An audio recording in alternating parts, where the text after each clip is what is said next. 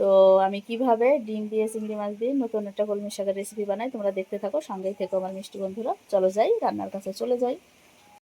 তেল দিয়ে দিয়েছি। প্রথমে আমি ডিমটাকে ভেজে নেব।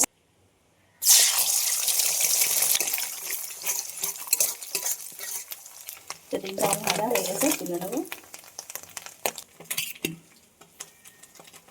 ডিম ভাজা তেলের মধ্যে চিংড়ি মাছগুলোকে ভেজে নেব।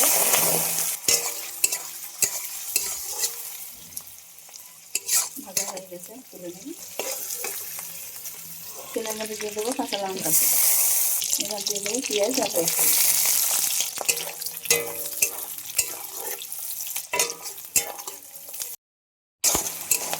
এবার দিয়ে দেবো কলমি শাক,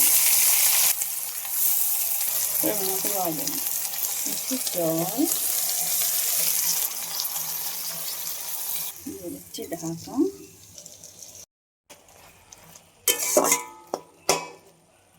কলমি শাকটা সিদ্ধ হয়ে গেছে ভালোভাবে, এবার দিয়ে দিচ্ছি চিংড়ি মাছগুলো।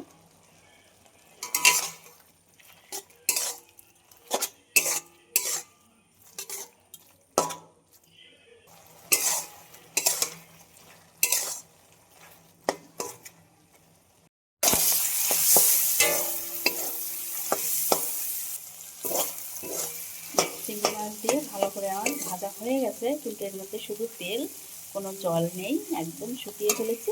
এবার আমি দিয়ে দেব ভেজে রাখা সেই ডিম।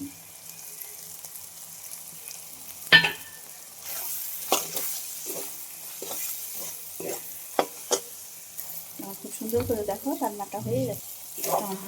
রান্নাটা আমি নামিয়ে নেব। কালারটা কত সুন্দর এসছে। ডিম দিয়ে চিংড়ি মাছ দিয়ে কলমি শাক দিয়ে আমি এভাবে বানিয়ে নিয়েছি এই রেসিপিটা। তো মিষ্টি বন্ধুরা, কেমন হয়েছে অবশ্যই কমেন্ট করে জানিও। আর তোমরা সবাই ভালো থেকো, সুস্থ থেকো।